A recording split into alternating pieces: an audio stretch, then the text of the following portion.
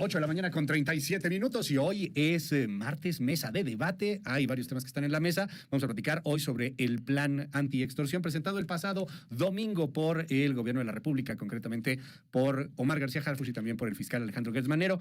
Doy la más cordial bienvenida a Federico Doring del PAN. ¿Cómo estás? Bienvenido. Bien, Luis, buen día. Con gusto saludarte. Un buen día para analizar cosas que están pasando en el país y un saludo para los compañeros. No, hombre, muchas gracias. Arturo Ávila de Morena de la 4T. ¿Cómo estás? Bienvenido. Luis, me da mucho gusto saludarte en la mañana y saludar a mis compañeros, compañera Laura Ballesteros y a Federico Doring. Laura Ballesteros, de Movimiento Ciudadano, ¿cómo estás? Bienvenida. Muy bien, muy buenos días. Muy contenta. Me vine en bicicleta, 33 minutos de la del Valle para acá. La verdad es que es mejor en bici. Hay que intentarlo. Le quitas además congestión al tráfico ya imposible de la ciudad. 33 minutos de la del Valle. Así es. Ay, ahorita no, hay menos tráfico, ¿no? Ya no hay... No, salió el reportaje de que somos la ciudad con el peor tráfico del mundo. Pero ahorita. Por sexto año ahorita hay consecutivo. vacaciones, no sé. Es que yo llego aquí a las 4 y usted bueno, Sí, a pero las es que 5 pico, o sea, no siempre hay el tráfico chilango ahí. se las arregla para que haya tráfico. De No verdad, te preocupes, estamos del moco aquí ahorita. Sí. Aunque tú nos des la licencia de las vacaciones escolares y sientes que estamos en menos tráfico, seguimos siendo la ciudad con el peor tráfico del mundo. Sí, bueno. Oigan, a ver, ahorita platicaremos sobre esos temas también de gentrificación, que se ha movido muchísimo, y las viviendas, etcétera. Ahorita vamos con ello. Pero déjenme abrir primero con el asunto de extorsión y el plan antiextorsión. Y déjame comenzar contigo, Laura Ballesteros, desde Movimiento Ciudadano, que están viendo. Se ha presentado un plan el pasado domingo. Me llaman la atención algunos datos. Estoy citando este reportaje publicado hace unos días, bueno, hace un mes, el 7 de junio, se publicó en el diario El País, Rehenes de la Extorsión en México. Vale mucho la pena echarle un ojo. Ahí se habla de una cifra negra muy alta, es una cifra negra, a final de cuentas no podemos tener confirmaciones, pero hacen un cálculo y dicen más o menos 18,000 personas podrían estar siendo víctimas de extorsión cada día en distintas cosas. Uno puede ser un derecho de piso, otro puede ser que un policía te extorsionó, otro puede ser que caíste en una trampa telefónica, etcétera. Le calculan 18,000 por día, 780 por hora y dice El País hasta 13 por minuto. Insisto, cada quien vea los datos después de leer este reportaje. Lo cierto es que es uno de los grandes problemas que vivimos. Te pregunto, Laura Ballesteros, ¿cómo lo ven en MC? Creo que es un anuncio muy importante porque veníamos nosotros estableciendo de semanas hacia acá cómo parecía todo indicar que la prioridad de Morena era, para variar, usar el poder para proteger a los poderosos. Lo vimos en el periodo extraordinario, en donde fue más importante sacar la ley de la Guardia Militar de los superpoderosos militares mexicanos, o de los 1,000 millonarios mexicanos para terminar de desaparecer la COFESE, que poner la discusión y aprobación de la disminución de la jornada laboral, que eso sí son temas de la plática de mesa de todos los días de las y los mexicanos, de la plática del camión, hablando ahorita de transporte público, de la calle, del uso de la bicicleta para los que no tienen los privilegios de usar un automóvil. Y esta sí es una plática que entra directamente al día a día del mexicano de a pie, porque la extorsión igual se le da a quien tiene una gran compañía, una gran empresa y se enfrenta contra funcionarios corruptos o igual el crimen organizado. Hoy ya no sabes quién es jefe de quién. Pero por el otro lado es también el pequeño comerciante, el de la tiendita de la esquina, don Ramón, ¿no? Al que todos los días vas y le compras la leche y etcétera. Y ahí es en donde también se da los fenómenos de la extorsión. Hemos también, desde que me tocó ser diputada local, Federico, tú estabas también ahí en esa legislatura, donde se proponían también iniciativas para pues generar mucha más rigor contra la extorsión telefónica que salía de los reclusorios, por ejemplo, al ciudadano de a pie, a doña Rosita, que lo pusimos en la ley de reclusorios. Así es. Entonces, es un tema que primero te diría que las oposiciones, y en este caso Movimiento Ciudadano como alternativa frente al régimen, ha puesto siempre en la mesa, y te digo, no lo hablo al tanteo, me tocó trabajarlo y empujarlo junto con Federico Olivia Garza y tal en la Asamblea Legislativa hace varios años. Y qué bueno que Harfuch ahora, empezando por un número que se ponga a disposición de la gente, el 086, para que lo anoten todos, lo pongan ahí en el refri, como un número de emergencia, pues sí creo que puede atender esta conversación de la gente que estaba bastante abandonada por el régimen. Gracias, es Laura Ballesteros de Movimiento Ciudadano. Federico Doring del PAN. A ver, primer comentario importante. El anuncio tiene que ver con la aprobación de la Ley Nacional del Sistema de Seguridad Pública. Esa es una de las pocas leyes que el PAN votó a favor en este periodo extraordinario de las leyes del bien espiar. Y esa ley tiene una disposición para instruir a bloquear las señales de telefonía en los centros de readaptación social. Eso, como bien ha dicho Laura, lo innovamos cuando hicimos la ley de reclusorios en la Asamblea Legislativa, una ley que tuvo reconocimientos internacionales porque era novedosa en esa materia, pero que era, digamos, disposición local y no federal. Habiendo dicho eso, pues sí ha crecido mucho la extorsión. Mira, aquí están estos datos. Estos únicos años en los que bajó la extorsión son los años de la pandemia, cuando estábamos encerrados en nuestras casas. De ahí en fuera, con Morena ha seguido creciendo. Yo no echaría las campanas todavía al vuelo, simplemente creo que hay que darle tiempo al gobierno para ver qué resultados arroja por dos razones. Primero, el éxito va a tener que ver con, y lo decías un poco tú ahorita, con el nuevo formato de la denuncia. Porque los mexicanos no denuncian por miedo a perder la vida. Este reportaje del País, que seguramente leyeron muchos, ¿no? De cómo van y extorsionan al señor del negocio. Entonces, si tú sabes que te están extorsionando, en la Ciudad de México es terrible, porque hay muchos testimonios de la Unión donde los empresarios locatarios no saben si sí es un malandro o es alguien que simplemente se hace pasar por tal. Entonces, creo que el éxito va a depender de que los mexicanos encuentren un mecanismo confiable ante el cual hacer la denuncia. Hoy día no lo tenemos. O sea, la mayoría de los mexicanos, esa cifra negra a la que tú aludías del reportaje del País, es, pues si sabes que la policía está infiltrada, si sabes que la fiscalía está infiltrada, pensemos en el penal de Sinaloa. Van 2 veces que les decomisan celulares, hasta equipo satelital. ¿No? Y se supone que Sinaloa ya había sido atendido por el gobierno federal. Entonces, si es poroso el nivel estatal o el municipal, nadie va a querer denunciar. Y si no hay denuncia, no va a haber información con la cual se puede hacer la trazabilidad de la extorsión. El éxito, me parece, dependerá, independientemente de lo que hagan en los centros de adaptación social con la nueva ley que aprobamos, ahí sí todos los partidos, de la confianza que puedan demostrar que la gente denuncie y no le vayan a tocar la puerta o no le vayan a quemar el negocio al día siguiente porque va y denuncia una extorsión, un cobro de piso. Es Federico Doring del PAN, Arturo Ávila de Morena. Yo saludo y veo muy positiva la presentación de esta estrategia nacional contra la extorsión. Me parece que detener a quienes cometen este delito es detener a quienes atentan contra quienes se ganan la vida de forma legítima, y esto me parece muy importante. Primero corrijo, el número que estamos poniendo a consideración para que la gente pueda denunciar este tipo de delitos es el 089. Esa parte me parece importante mencionarla. ¿Qué es lo que tiene? ¿Cuáles son los ejes más importantes de esta estrategia? La primera tiene que ver con generar detenciones mediante investigación e inteligencia. Esto se logró también ya con la nueva ley que aprobamos, esta ley que propuso nuestro movimiento y los partidos aliados, y que nos va a permitir ahora sí incorporar dentro de las carpetas de investigación elementos de investigación e inteligencia que antes no podíamos incorporar en las carpetas de investigación. El segundo punto que me parece muy importante comentar es que se van a generar unidades de antiextorsión locales. Y esto me parece que es fundamental porque suceden en pequeñas comunidades, le suceden a pequeños comerciantes, le suceden a personas que están pues, fundamentalmente trabajando día a día, ¿no? Se va a aplicar también un protocolo nacional de atención a víctimas, y esto lo que va a hacer es garantizar una respuesta rápida y, por supuesto, humana. Es fundamental entender que es importante atender a las víctimas. Viene todo un proceso de capacitación de los operadores de la línea 089. ¿Para qué? Para que puedan manejar crisis y para que puedan manejar negociaciones. Y finalmente, vamos a implementar una campaña nacional de prevención en toda la población, ¿no? Hay que destacar, y me parece bien importante, que contamos con acciones específicas como el bloqueo de cuentas, que pues, se puede llevar a cabo por la Unidad de Inteligencia Financiera, es decir, mediante un mandato judicial, ¿no? Porque hay quien luego empieza a sacar de contexto todo, ya los conocemos a los de Acción Nacional y a los del PRI, ¿no? Se pueden llevar a cabo este tipo de bloqueos, es decir, cuando piden una extorsión que vaya a una cuenta bancaria, que es algo que sucede, la UIF puede ya tener facultades para poder llevar a cabo el bloqueo inmediato. Y otro tema que me parece muy importante es que se van a llevar a cabo operativos sorpresa en centros penitenciarios, que todos sabemos que los centros penitenciarios son, sin lugar a dudas, un lugar en donde hay un número de celulares con los que se cometen este tipo de delitos desde el interior de las cárceles.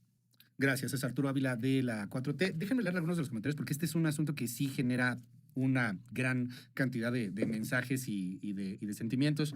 Dicen, yo siento que estamos abandonados por los políticos, la clase política nos tiene abandonados porque ellos ven las cosas desde sus privilegios por el régimen. Vuelven a preguntar sobre el número de denuncia, es el 089. Repetimos una vez más, 089. Aquí hay una persona que me llamó mucho la atención porque dicen, ja, ¿cómo no? Si los que extorsionan son los policías, es el alcalde, es la presidencia municipal, es al mismo número donde habría que denunciar. Vamos, Laura Ballesteros, ¿qué pasa cuando el que extorsiona es el político? Sí, tendría que ser ese número también, pero además tendría que haber un protocolo específico para eso, porque justo por eso al inicio de mi participación decía lo preocupante que es que luego ya no sabes quién es el jefe de quién, ¿no? Ya no sabes si el jefe de la célula criminal es el que te está gobernando o es el criminal de la red del crimen organizado on the shadows que está atrás de todo el titiretero. Yo lo que te diría primero es, creo que cuando se dio esta gran discusión en el Congreso hace un par de días sobre la militarización de la seguridad pública y esta perpetuidad que está garantizando Morena con la militarización de la Constitución, con la militarización de la Guardia Nacional, con, digamos, todas estas facultades y atribuciones que se le han dado a los militares en tiempos de paz. Porque ustedes recordarán que se modificó la Constitución hace unos meses por parte del régimen para darles a los militares la posibilidad de tener funciones civiles en tiempos de paz, cosa que no se veía desde la Revolución Mexicana, de ese tamaño es la involución que estamos presenciando con el régimen oficialista. Entonces, la gente creo que hoy la que nos escucha es muy importante que tenga sobre la mesa los elementos para juzgar la situación en la que nos encontramos hoy en día. Hay una disputa por el poder de la seguridad y otros poderes entre el poder militar y el poder civil. Eso es lo que está sucediendo. Por eso era muy importante que hace unos días en el Congreso, así como se discutía, porque a fuerza los militares querían que se sacara su discusión de la Guardia Nacional, por encima de los intereses de la gente como esto, de la gente a pie. Por el otro lado, era bien importante que también entraran todas las reformas que estaba impulsando el Estado mexicano civil con Harfuch y el Poder Ejecutivo, porque ellos tienen su planteamiento de cómo van a liderar la estrategia. Y ahí, pues, hubo un jaloneo, como todo el mundo sabe, y se logró que las dos reformas vinieran a la par y se discutieran al mismo tiempo, porque había el riesgo que no se discutieran las civiles. ¿Por qué digo lo anterior?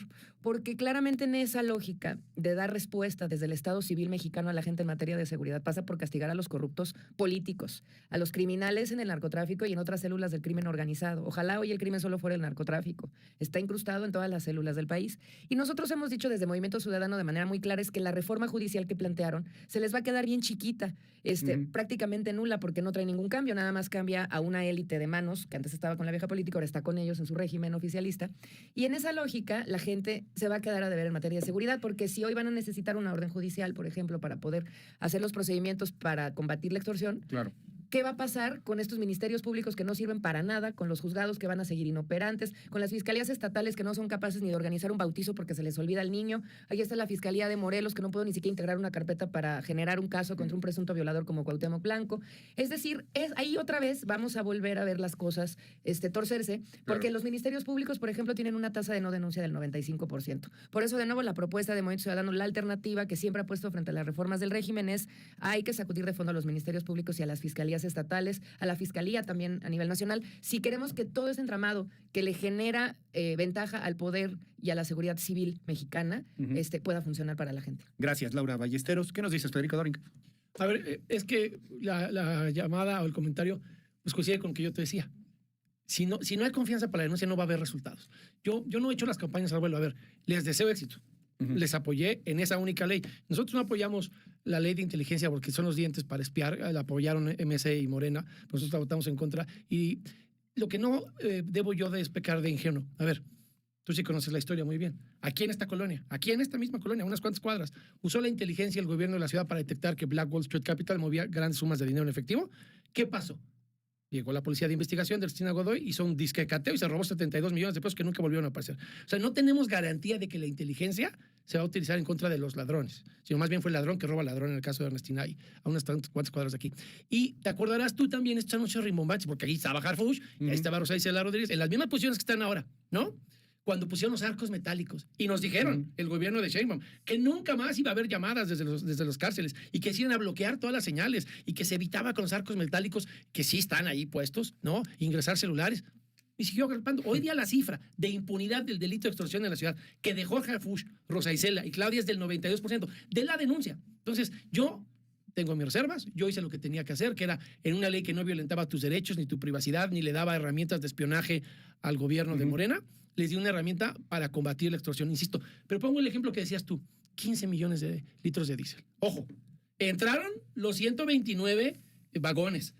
No los revisó nadie de aduana. Nadie en Tamaulipas, en Reynosa, se dio cuenta. Fue hasta que la policía local de Saltillo, la de Manolo Jiménez, no el gobierno federal, el que detectó algo, porque ellos le estaban corriendo las placas al Mono Muñoz, al que denunció Teo Calonchis, diputado federal del PAN, que era el que había postulado cuates vinculados a él, a los Zetas y al narco en el concurso electoral de Coahuila por el PT. Entonces, si tú tienes las instituciones locales o municipales cooptadas hasta el cogote, con narcopolíticos que hacen acuerdos a cambio del huachicol fiscal de dinero como el de Sergio Carmona Pala, y están cooptadas las instituciones, pues entonces no va a haber posibilidad alguna de la denuncia.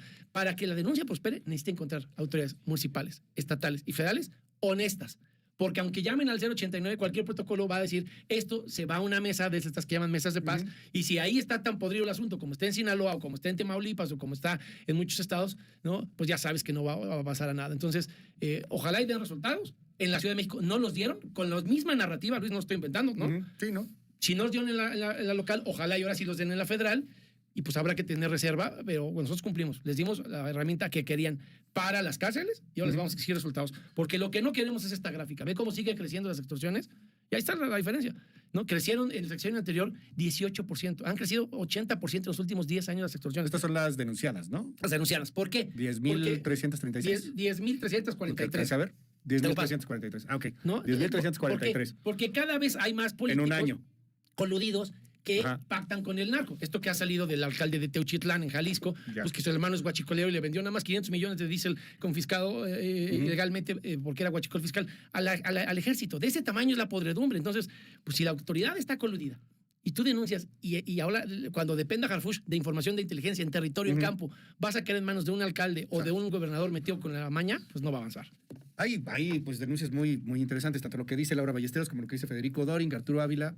Representas Morena, representan el oficialismo, se está tomando en cuenta el problema, están poniendo un número, repetimos, 0.89 para denunciar extorsiones, pero el punto está ahí, y si el que extorsiona es la autoridad, a final de cuentas. Pues hay que denunciarlo. A ver, reitero, lo importante es no quedarse de alguna forma inactivos o que no existan acciones específicas contra un delito que lastima a las y a los mexicanos. El gobierno de la doctora Claudia Sheinbaum ha sido muy enfático en tener una prioridad muy importante, que es disminuir la cifra de delitos que se cometen en todas las áreas, ¿no? Hoy, fíjate, se dio un anuncio que me parece bien importante comentarlo en esta mesa, que claro que la oposición jamás lo va a comentar, pero hoy tenemos el promedio diario de homicidio doloso a nivel nacional más bajo desde el año 2017, 65.6, y sigue bajando y sigue reduciéndose. Es decir, hoy se anunció que tenemos el primer semestre de homicidios también más bajo desde 2016, 70.5, ¿no? Y estamos hablando también que a nivel nacional se ha logrado ya una reducción significativa en la mayoría de los estados de la República, incluso aquellos que tenían un problema muy importante, que son 7 estados que concentran el 52% de la problemática, el 54% para ser muy preciso, ¿no? Estos son datos relevantes e importantes. También hay que decir, porque me parece injusto llevar a cabo un juicio de valor de cómo actúa un gobierno con solo tomar en cuenta el tema de la extorsión. Es real, el delito de la extorsión ha incrementado un 27%, y hay que decirlo, pero también el feminicidio disminuyó un 24%, las lesiones dolosas por disparo de arma de fuego un 28%, y estoy hablando desde el primer semestre de 2019 hasta el primer semestre de 2025. El secuestro, que cómo lastimó a las y a los mexicanos, especialmente en los gobiernos del PRI y del PAN, ha disminuido un 72%. El robo con violencia, que era una constante y una permanente en el gobierno de Felipe Calderón, se disminuyó en un 48%. El robo a casa de habitación, que también fue un tema que lastimó en los estados de la República, con bandas que se metían a las casas con violencia y robaban, se disminuyó en un 41%. El robo de vehículos con violencia se disminuyó un 42%. El robo a transportistas con violencia se disminuyó un 52%. El robo al transeúnte con violencia se disminuyó un 45%. El robo a negocio y a vivienda se disminuyó un 55%, y otros robos con violencia un 48%. Sí, efectivamente, hay una agenda pendiente en la extorsión. ¿Y qué está haciendo nuestro gobierno? Primero, reconocerlo, y segundo, generar las acciones para poderlo combatir. Y eso me parece algo plausible, me parece algo importante, y me parece que en esta mesa deberíamos de estar todos y todas celebrando que se está llevando alguna acción distinta. O yo pondría sobre la mesa, si alguien aquí de los grupos parlamentarios de Movimiento Ciudadano y de Acción Nacional tiene otra propuesta que pudiéramos agregar a esta estrategia nacional de extorsión, porque para la crítica son buenos, ¿no? Pero me parece que lo que se está planteando es algo positivo y algo que va a beneficiar a millones de mexicanas y mexicanos. Vamos cerrando el tema, entonces, Yo, rápidamente, pues, un minuto, sí, a ver, yo nada para más les pasar diría al otro. una condicionante para que funcione la estrategia: no se la den a los militares. No vayan en los siguientes meses a decir que no, que mejor ya no, que mejor lo tenga el ejército con la Guardia Nacional, como les encanta militarizar.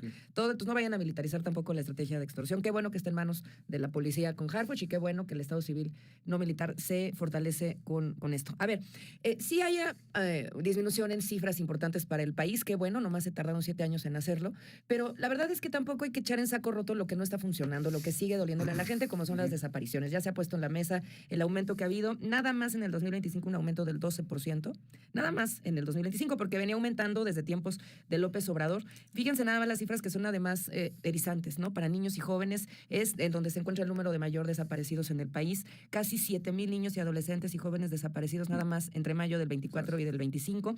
Y en la Ciudad de México, pongamos el foco aquí también, 295% de aumento de las desapariciones en la Ciudad de México. Entonces creo que más allá de echar las campanas al aire, pues ahora tienen las herramientas para dar resultados, y nosotros en Movimiento Ciudadano nunca le vamos a regatear a la gente, porque no importa el gobierno de qué partido sea, nunca le vamos a regatear a la gente lo que necesita para poder tener una vida feliz y segura. Y sí, mucha gente hace comentarios, ahí están los datos, se han presentado en la mañanera permanentemente, pero también chocan contra imágenes, pues son muy fuertes, ¿no? O sea, lo que pasó con las gemelas, que hemos estado hablando sobre este tema aquí en este espacio, lo que ha pasado con pues, las desapariciones del rancho de Jalisco, etcétera, etcétera. Oye, Federico, y que quede claro todo el peso de la ley al alcalde de Tochitlán, que se haga justicia, que se le haga un proceso debido. A él y al Nosotros hermano. nunca vamos De a Movimiento encubrir Ciudadano. a nadie, ¿eh? ¿De Movimiento Nunca Ciudadano? vamos a encubrir Sí, a de nadie. Movimiento Nada más para Ciudadano, aclarar, de Movimiento Ciudadano. Pues sí, pero esa Pues misma está bien, qué bueno. alcaldía, los vecinos están en manos del PRI No, y no, están pero regionalmente nada más coludidos. comentarlo, Es pues, decir, para es que la gente sistémico. sepa, tenga No, es el sistémico y antecedente. nosotros siempre vamos a Sí, decir pues, sí, no, de todo Movimiento el Ciudadano peso de- de la ley. ajá. ¿No? El municipio vecino les Ya. digo que del PRI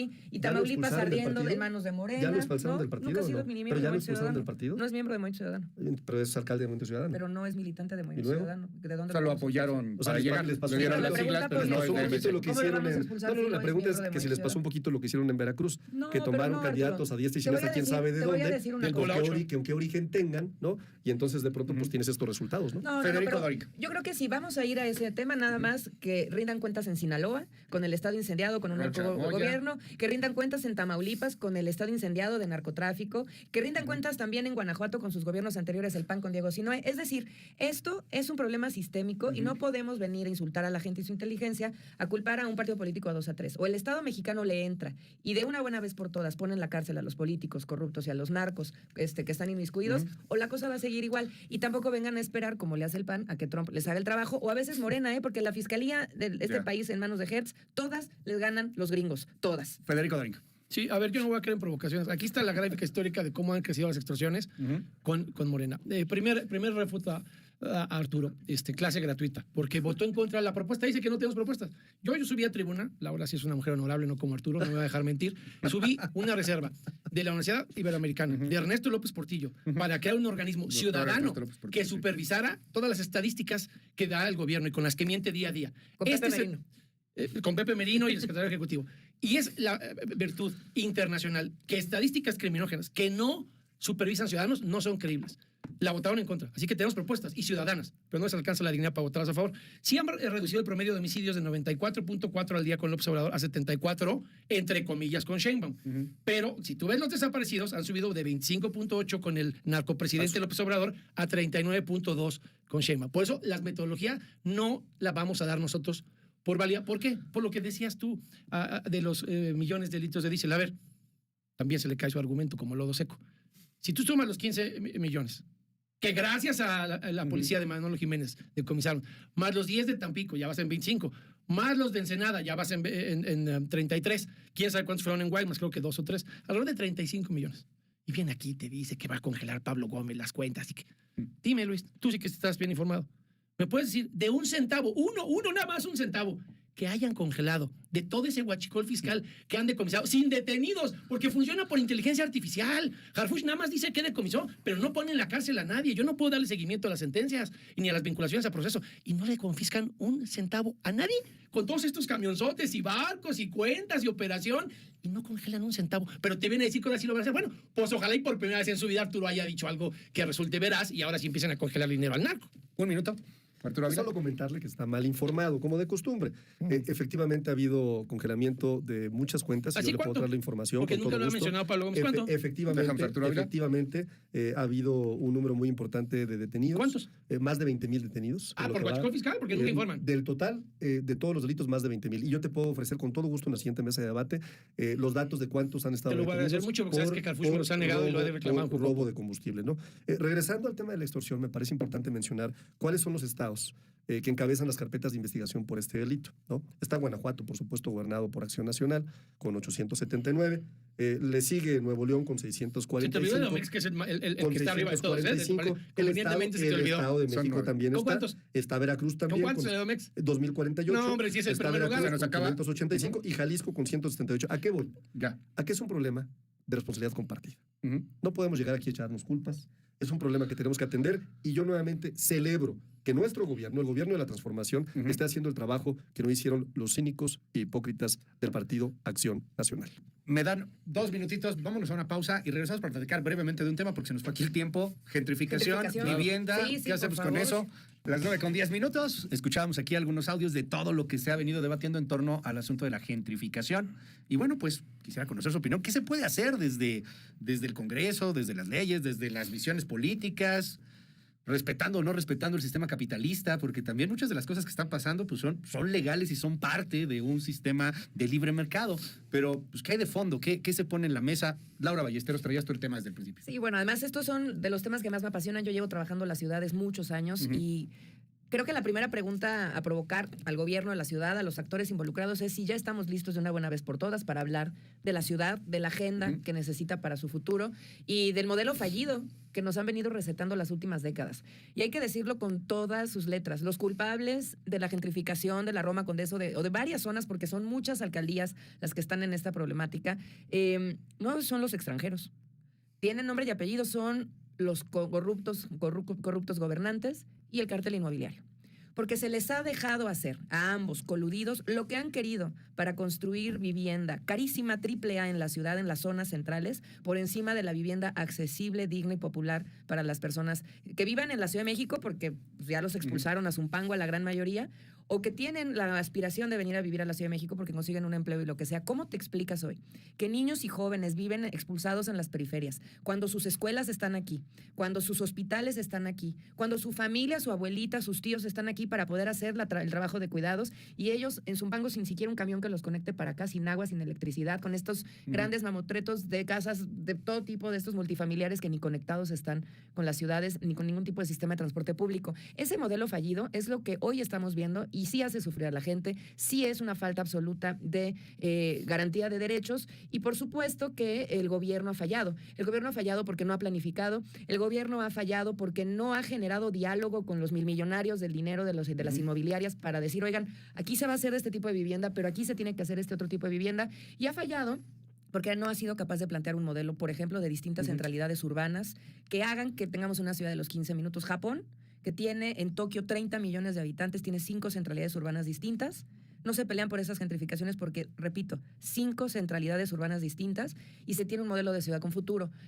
Yo creo que insisto, modelo en donde los ricos decidieron dónde iban a haber vivienda y dónde no, ya no es sostenible. Y, por supuesto, una condena a las protestas violentas, pero que los vidrios rotos no nos distraigan de lo que verdaderamente se rompió aquí, que es el derecho a la vivienda para niños, jóvenes y las personas con pues más necesidades en la ciudad.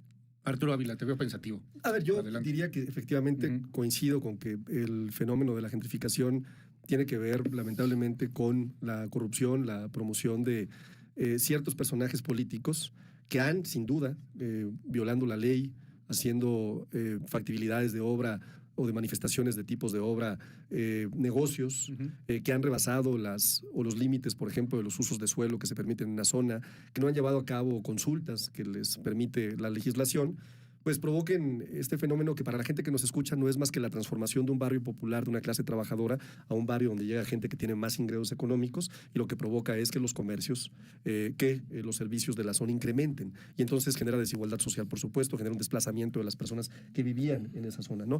Y no es casualidad que esto suceda en la Benito Juárez, gobernada por Acción Nacional, y en donde hubo el caso de mayor corrupción de quien hoy es el presidente de Acción Nacional, Jorge Romero, mejor conocido en la política como el líder del cártel inmobiliario.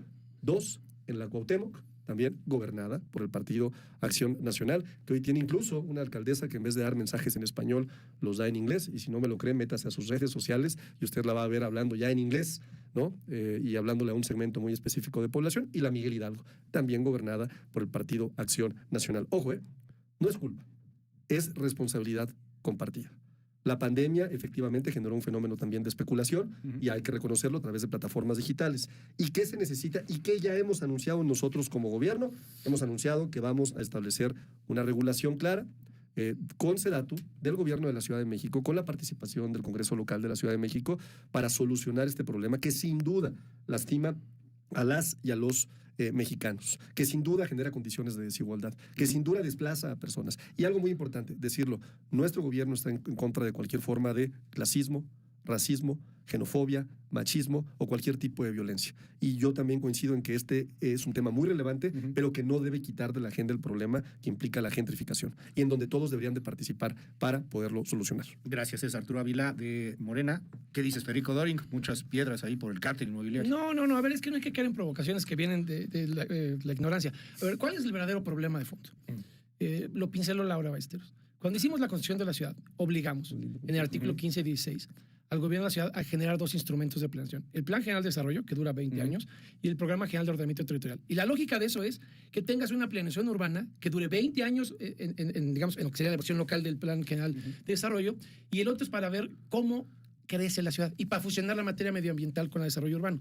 Son letra muerta. Claudia Sheinbaum pasó de noche. En 6 años no pudo hacer ni siquiera la consulta a pueblos y barrios originarios para elaborar el Programa General de Ordenamiento Territorial. Esa es la solución de fondo. ¿Qué inventó Claudia? En cambio de eso, inventó 2 cosas por las que tiene que responder en la historia.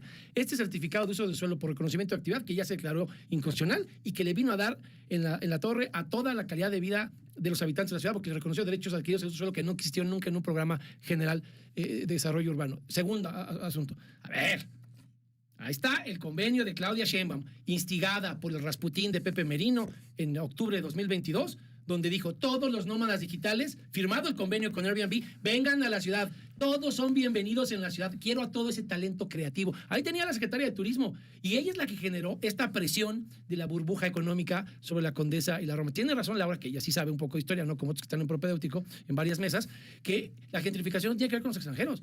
A ver, el peor ejemplo anterior de gentrificación son las Granadas y el Nuevo Polanco en Miguel Hidalgo, que eso se dio en la administración de Víctor Hugo Romo, para que veas nada más cómo se viene aquí a decir pura sandez propagandística. Entonces, ¿qué es lo que le falta a la ciudad? Planeación. ¿Qué le falta a la inversión? Reglas. Ya. Y el esquema fracasó. Te dijo Sheinbaum también, para que no te vengan a decir que ahora sí va a pasar, porque este señor es como el director técnico de la selección nacional. No, ahora sí vamos a llegar al 5º juego y ¡pum! Vale, no pasa ni a la siguiente ronda. Entonces, ¿qué inventó? Que el 30%, tú sí estás informado, Sí, sí, sí, de las sí, viviendas sí. nuevas, las iban a rentar baratas a través del Servimet. ¿Sabes cuánto reconoció Ya. McKinley? El 20 de abril de este año, el 20 de abril, que Ya. tenía disponible de viviendas de Servimet, de las asequibles, 190. Tú decías hace rato con Carlos que necesitamos 60,000. La capacidad del gobierno para crear vivienda asequible a través de los instrumentos de la norma 26 de interés social que Laura sí conoce, que detuvimos alguna vez cuando estaba Simón Newman depredando. 190. Entonces, todo lo que te diga que van a hacer y planear el Congreso de la Ciudad te está mintiendo, porque esas leyes ya se hicieron. La ley de regulación del Airbnb se votó cuando Batres era jefe de gobierno y yo era coordinador, y la dictaminó Freda Guillén, la presidenta de la Comisión de Territorio. Ni siquiera han hecho los padrones. Se nos termina el tiempo. Federico Dorin, Laura Ballesteros y Arturo Ávila. Quiero cerrar con este tema porque dicen la navaja de Occam, a veces la solución más simple está ahí, ¿no? El dato es alarmante. El plan de desarrollo de la Ciudad de México, es el plan oficial, habla de una demanda de 40,000 viviendas. Algunos otros estudios privados hablan de que más bien la demanda es de 60,000 viviendas al año. Y la Canadevi, pues está poniendo las cosas en la mesa. Se están construyendo 2,000 viviendas al año en la Ciudad de México. 2,000 ¿Y viviendas al año en la Ciudad de México. viviendas? Necesitas 60,000 y se construyen 2,000. Pongo aquí algo Y sobre la asequible mesa. Servimet solo tiene 190. Y no voy en contra de nadie, solamente pongo los datos. Un constructor, hasta donde tengo entendido en un sistema capitalista, es libre de decidir si va a construir caro o si va a construir barato. Si tienes este tema de Y oferta y todos demanda, construyen caro. pues claramente vas a construir Claro, caro, y porque la nada gente más hay se va a vivir 2,000. a Zumpango. ¿Qué hacemos? Y lo pregunto porque, o sea, le metemos la mano al mercado, permitimos que se construya más, Se el gobierno no sé necesita- si le da para se construir. necesita hacer política. El gobierno tiene que gobernar. Ujú. Y se debe generar un gran nuevo acuerdo por el futuro de la ciudad. Pasa por todos los ámbitos, ¿eh? O sea, ya hablábamos que sigue siendo la ciudad por 7º año consecutivo más congestionada y con más tráfico del mundo. Es la ciudad que más árboles se friega, porque vayamos a hacer el cablebús de Chapultepec, que el gobierno se quiso fregar casi 1,000 árboles ahí porque le daba igual. Pues, ¿cómo le va a exigir ese gobierno a los privados desarrolladores inmobiliarios que no se frieguen árboles centenarios porque está a la mitad del árbol adentro del predio que compraron? Entonces, desde el fondo se ha podrido el acuerdo que tenía que construir el gobierno con los privados. Entonces, un nuevo acuerdo que permita en una mesa amplia de diálogo, y sé por ahí que Encinas estaba ya generando esos espacios para hablar con varios de los desarrolladores inmobiliarios. Y para hacer se el PGD y requiere- el PGT, él sí retomó lo que Sí, dejó Claudia y en avance y nulo. se requiere tomar la normatividad que ya existe, porque hay mucha normatividad, Federico, y muchos de los que estamos aquí la hemos construido para la ciudad, y generar un nuevo acuerdo donde haya vivienda en las centralidades, vivienda accesible, y no todo sea la AAA cara, porque hoy ya ni siquiera la gente con privilegios puede tener acceso a ese tipo de vivienda. Ahora imagínate las personas a quienes pues aspirarían a vivir de cerca de la centralidad con un buen desarrollo orientado al transporte, pues ¿cuándo van a poder tener acceso? Ya ni siquiera a la renta ahí. Una casa de un departamento, 2 recámaras en la Condesa, anda y lo sé porque estoy buscando. Si sabe de alguien, escriban, por favor. Está entre 5 a 8 millones de pesos, ¿no? O sea, 2 Imagínate. recámaras, 100 metros Y cuadrados. desarrolladores inmobiliarios que no generan ningún tipo de más de plusvalía en los alrededores con áreas verdes, Y con les árboles. estoy hablando de que usados, paguen o sea, ni transporte siquiera público. nuevos, pero aquí hay un tema pues que va de oferta y demanda. O sea, si solamente, yo al menos lo entiendo así, es que si solamente estás construyendo 2,000 y necesitas 60,000, pues claramente va a estar más caro, ¿no? El pan sube de precio, pues la gente tiene hambre, el pan sube de precio porque no hay pan. Es un nuevo acuerdo urbano. ¿Qué se hace, Arturo Ávila? Lo primero que habría que decir es que nuestro gobierno ha lanzado un plan nacional de vivienda desde 2024. Y este Plan Nacional de Vivienda lo que quiere garantizar es el derecho, por supuesto, a una vivienda digna. Eso me parece muy importante mencionar. Y, por supuesto, generar empleos. Tenemos una meta para llegar a 1.1 millones de empleas del 2024 al 2030. Vamos a llevar a cabo un programa de mejoramiento y ampliación en 1.5 millones de viviendas. Se van a generar 9.6 millones de empleos directos y 1.6 millones de empleos indirectos. Para el 2024 vamos por 186,000 viviendas nuevas con un concepto distinto de dignidad y no la basura de viviendas que hacía el PRI y el PAN, que eran completamente cuestionables, con metros cuadrados que no eran ni siquiera algo digno para las y para los mexicanos.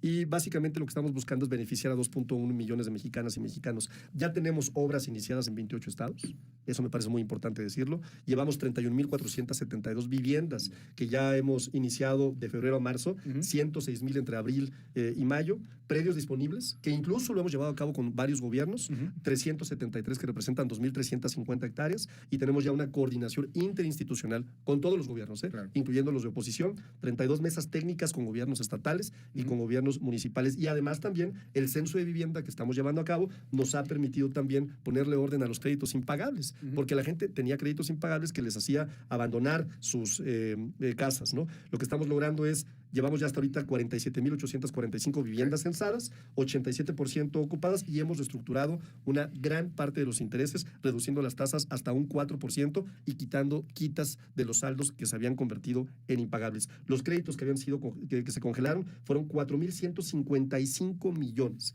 Resolvimos 630,000 y hay 240,000 beneficiarios a mayo del 2024. Bueno, o sea, el gobierno de la transformación está trabajando en lo que los gobiernos del PRIAN no hicieron nunca. Por cierto, concluyo diciendo, la delegación Benito Juárez es la alcaldía Benito Juárez es la alcaldía con la mayor cantidad de denuncias en términos de corrupción por los cambios y modificaciones al uso de suelo.